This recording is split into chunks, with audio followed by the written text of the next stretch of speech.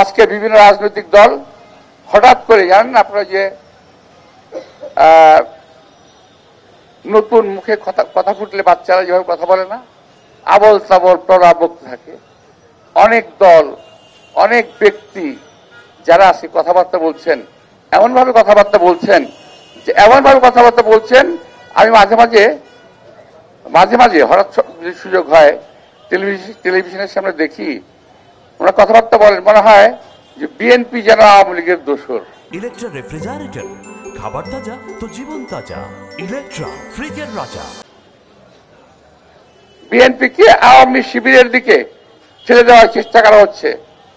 আর আমি পরিষ্কার ভাবে বলতে চাই, ভারতের দোসর আওয়ামী লীগ, তাদের দিকে যারা বিএনপিকে ঠেলে দিতে চায়, আমি বলবো আপনারা নিজের চেহারাটা আয়না দিয়ে দেখুন, নিজের অন্তরটাকে আয়না দিয়ে দেখুন।